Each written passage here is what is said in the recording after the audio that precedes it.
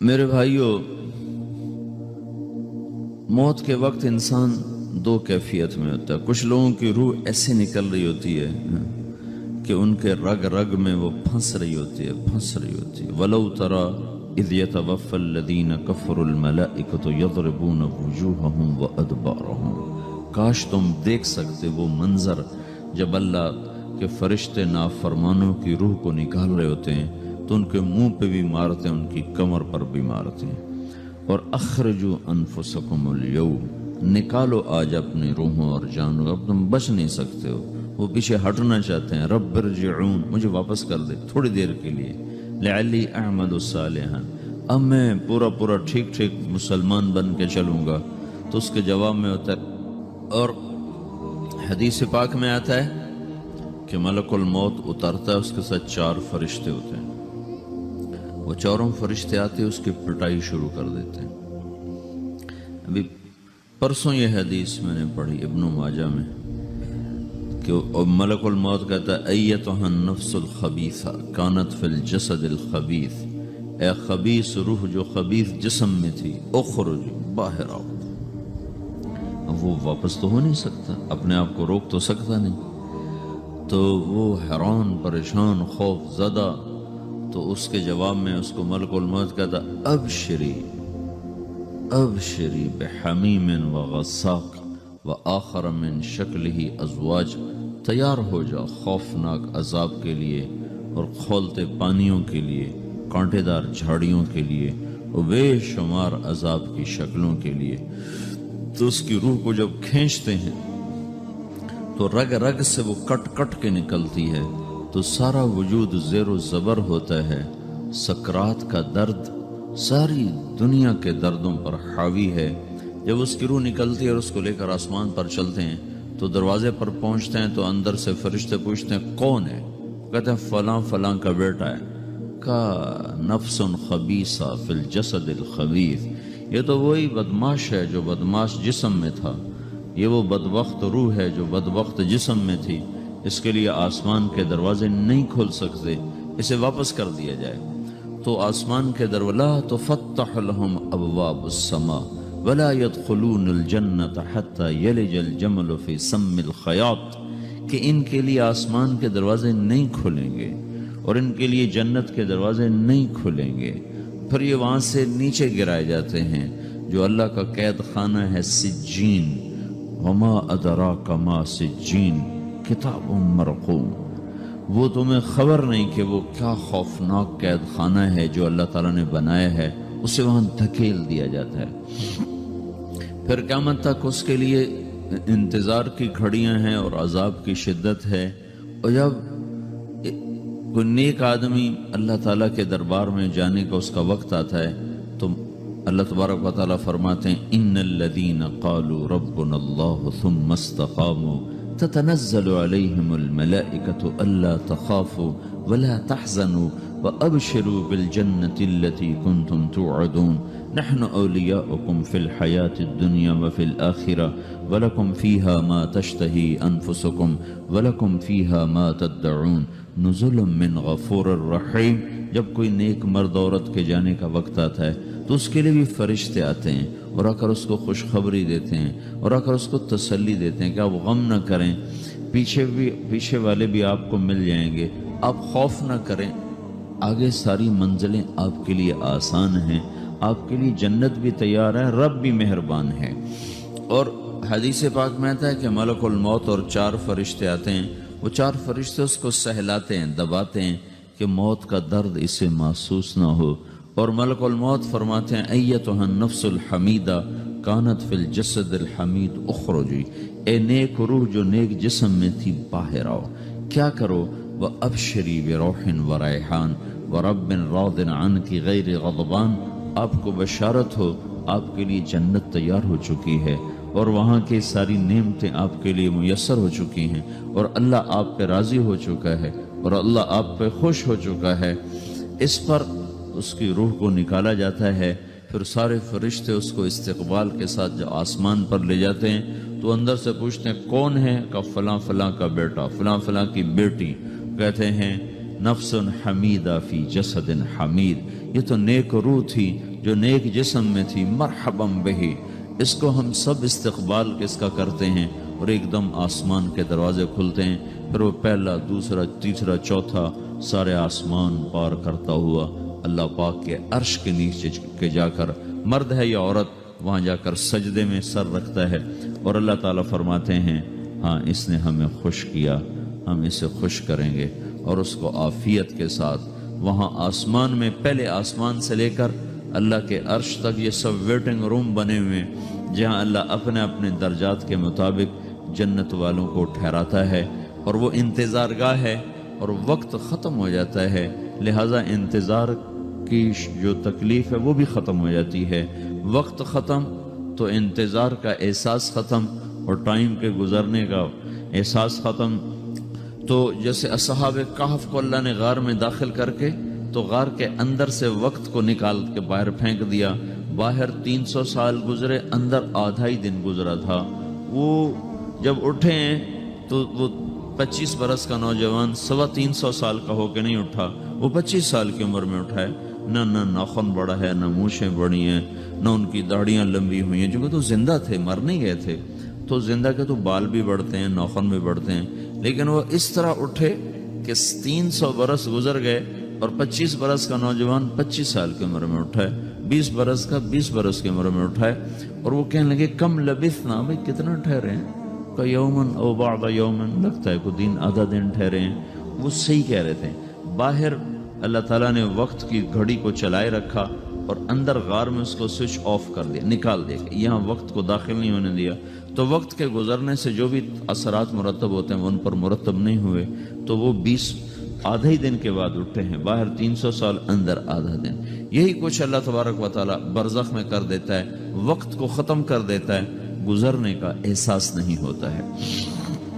تو اس طرح میرے عزیزو، یہ 2 موتیں ہر انسان دیکھتا ہے، یا وہ جنت کے فرشتوں کا استقبال دیکھتا ہے، یا جہنم کے فرشتوں کی مار اور پٹائی کو سہتا ہے۔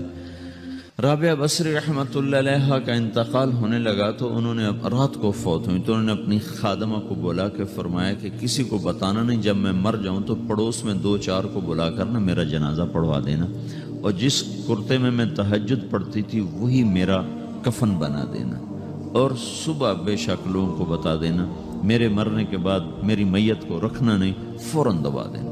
تو جب ان کا انتقال ہوا تو انہوں نے پڑوس کے 2-4 10-20 آدمی بلائے، اور ان کو تدفین تجہیز سب کچھ ہو گئی، صبح شور مچا کہ وہ رابعہ بصری کا انتقال ہو گیا۔ تو اگلے دن وہ خواب میں اس خادمہ کو ملی اور کہا بیٹی تیری بڑی مہربانی، تو نے میری وصیت کے مطابق عمل کیا۔ اس نے دیکھا کہ انہوں نے ایک خوبصورت سبز لباس پہنا ہوا ہے، تو وہ فرمانے لگی، انہوں نے سوال کیا کہ آپ کے ساتھ قبر میں کیا ہوا؟ تو وہ کہنے لگی کہ میرے پاس منکر نکیر آئے تھے اور مجھ سے کہنے لگے من رب کی، تیرا رب کون ہے؟ تو میں نے کہا سبحان اللہ، 40 برس جس کو میں نہ بھلا سکی اس کو 4 ہاتھ زمین میں آ کے میں بھول جاؤں گی۔ ان کا 42 برس کی عمر میں انتقال ہوا تھا۔ تو وہ کہنے لگے سبحان اللہ، جس کو میں 40 برس نہ بھولا سکی میں اسے 4 ہاتھ زمین کے اندر آ کے بھول جاؤں گی۔ تو منکر نکیر کہنے لگے اس کا کیا حساب لینا؟ پھر انہوں نے پوچھا کہ وہ آپ کا وہ کرتا کہاں گیا تہجد والا جس میں آپ کو کفن دیا تھا؟ کہا وہ اللہ نے مجھ سے لے لیا ہے اور میرے اعمال کے خزانے میں رکھ دیا ہے، قیامت کا دن میرا وہ کرتا بھی میرے ترازو میں تولا جائے گا، اور مجھے یہ لباس پہنایا ہے جو جنت کا لباس ہے۔ یہ بھی ایک موت ہے، اس طرح بھی لوگ مرتے ہیں۔ اور دوسری بھی ایک موت ہے، ہمارے علاقے کی بتا رہا ہوں، اپنے علاقے کی۔ ایک زمیندار مر گیا، اس کی قبر کھودی، ساری بچھوؤں سے بھری ہوئی، ایسے جیسے چیونٹیاں پھر رہی ہوتی، تو انہیں وہ بند کر کے دوسری کھودی، ساری بچھوؤں سے بھری ہوئی، پھر وہ بند کر کے تیسری کھودی، ساری بچھوؤں سے بھری ہوئی۔ قبرستان میں اتنے بچھو کہاں سے آ گئے؟ یہ زمین کے بچھو نہیں ہیں، یہ آخرت کی بلائیں ہیں جس کے ساتھ اب اسے قیامت تک رہنا ہے اور گزارا کرنا ہے۔ تو یہ 2 طرح کی موتیں روزانہ لوگ مرتے ہیں، روزانہ لوگ مرتے ہیں۔ جب نماز کا وقت ہوتا ہے ملک الموت ساری دنیا کا چکر لگاتا ہے، اور دیکھتا ہے کون پڑھ رہا ہے کون نہیں پڑھ رہا، کون پڑھ رہا ہے کون نہیں پڑھ رہا۔ جو نماز کی پابندی کرتا ہے اس کی موت آسانی سے ہوتی، جو نماز میں غفلت کرتا ہے اس کے ساتھ موت کے وقت شدت اور سختی اختیار کی جاتی۔ تو بھائیو، یہ ایک جسم ہے، ایک روح ہے۔ روح باقی رہنے والی چیز ہے، جسم مٹ جاتا ہے، پھر اللہ سے قیامت کے دن نیا جسم عطا فرمائے گا، ایک نیا جسم دیا جائے گا۔ روح وہی ہے جو اللہ کے خزانوں میں جمع ہو جاتی ہے۔ نافرمان کی سیاہ کالی روح ہوتی ہے، فرمان بردار کی روشن چمکدار روح ہوتی ہے۔ تو اللہ نے کچھ تقاضے جسم کے رکھے ہیں اور کچھ روح کے رکھے ہیں۔ جسم کے تقاضے پورے نہ کرو تو یہ پریشان ہو جاتا ہے، روح کے تقاضے پورے نہ کرو تو یہ پریشان ہو جاتی۔ روح کی پریشانی جسم سے زیادہ ہے، چونکہ روح کی طاقت جسم سے زیادہ ہے۔ جسم مٹی سے بنا ہے، اس کی غذا بھی مٹی سے نکلتی ہے۔ روح آسمان سے ہے، اس کی غذا بھی آسمان سے ہے۔ روح کا تعلق جب تک اللہ سے نہیں جڑتا، اس سے بھوک اور پیاس لگتی رہتی ہے۔ جسم کو جب تک روٹی اور پانی نہ ملے یہ تڑپتا اور پریشان رہتا ہے۔ جیسے اللہ تعالیٰ نے ہمارے جسم میں روٹی اور پانی کی طلب کو بے ساختہ رکھ دیا ہے۔ میں بیان کے دوران بھی پانی پی رہا ہوں، آپ دیکھ رہے ہیں کہ میرا حلق سوکھ جاتا ہے، مجھے طلب محسوس ہوتی ہے پانی، حلق سوکھتا ہے پانی کی طرف بھاگتے ہیں، بھوک لگتی ہم روٹی کی طرف بھاگتے ہیں۔ یہ ایک ایسا اندر میں آٹومیٹک سسٹم ہے کہ ہم اس کو آف نہیں کر سکتے۔ یہ سوتے سوتے بھی بھوک کی وجہ سے آنکھ کھل جاتی، سوتے سوتے پیاس کی وجہ سے آنکھ کھل جاتی ہے۔ یہ ایسا خود اللہ تعالیٰ نے ساختہ نظام بنایا ہے کہ آپ اپنے جسم میں روٹی اور پانی کی طلب کو نہیں نکال سکتے۔ میرے عزیزو، ٹھیک اسی طرح اللہ نے انسانی روح میں اپنی طلب رکھ دی ہے اور اپنے رسول کی طلب رکھ دی ہے۔ یہ دو طلب ایسی ہیں کہ یہ آپ کے جسم روح سے نکل نہیں سکتی۔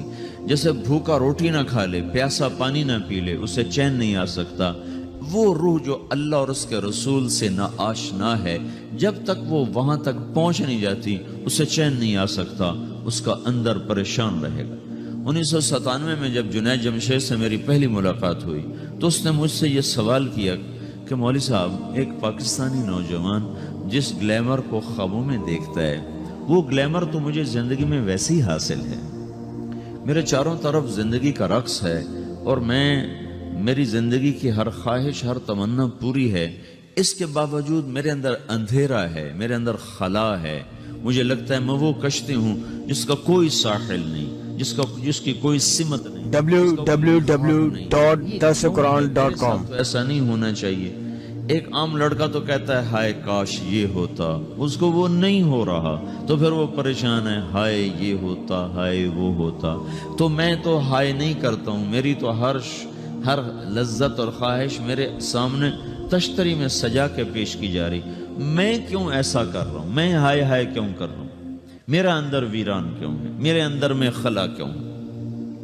یہ وہی خلا ہے کہ وہ روح کی پیاس کو شراب میں بجھانا چاہتا ہے، وہ روح کی پیاس کو لڑکی میں بجھانا چاہتا ہے، وہ روح کی پیاس کو موسیقی سے بجھانا چاہتا ہے، وہ روح کی پیاس کو دنیا کی رعنائیوں میں 5 اسٹار ہوٹلوں سے بجھانا چاہتا ہے۔ روح کیا جانے روٹی کیا ہے، شراب کیا ہے، پانی کیا ہے، عورت کیا ہے، موسیقی کیا ہے، گھنگرو کیا ہے، پائل کیا ہے، چھنکار کیا ہے، روح کو ان چیزوں کی کیا خبر؟ امریکہ میں ہماری ایک جماعت تھی تو 4 لڑکے 2 لڑکیاں، 4 لڑکیاں 2 لڑکے مسلمان ہیں۔ تو ایک لڑکے کا نام رکھا تھا ابراہیم، اور اس کو جب پڑھایا نا کلمہ، انہوں نے کہا ہائے، انہوں نے کہا ہائے، وہ دونوں ہاتھ یہاں رکھے سینے پر، دل پر، کہا ہائے۔ تو ہمارے ساتھی ہیں ڈاکٹر اختر، وہ کہنے لگے کیا ہوا کیا ہوا؟ کہنے لگا جب سے ہوش سنبھالا یہ جگہ خالی تھی، یہ تیرے کلمہ پڑھانے پر بھر گئی ہے کہ میری خوشی سے ہائے نکل گئی۔ یہ جگہ خالی رہے گی، یہاں شراب نہیں پہنچ سکتی، یہاں نغمہ اور موسیقی نہیں پہنچ سکتے، یہاں تالے لگے ہوئے ہیں، یہاں تک کوئی آواز نہیں جا سکتی۔ دل کے تاروں پر ایک ہی نغمہ چڑھ سکتا ہے اور وہ اللہ کی یاد کا ہے اور اللہ کی محبت کا ہے اور اللہ کے رسول کی محبت کا ہے۔ باقی کوئی مضراب ایسا نہیں جو ان تاروں کو چھیڑ سکے، باقی کوئی چیز آواز ایسی نہیں جو دل کی دنیا پر جا کر دستک دے سکے۔ یہاں بند دروازے ہیں، یہاں صرف اللہ پہنچے گا، اللہ کے رسول کا تعلق پہنچے گا، باقی کوئی چیز یہاں نہیں جا سکتی۔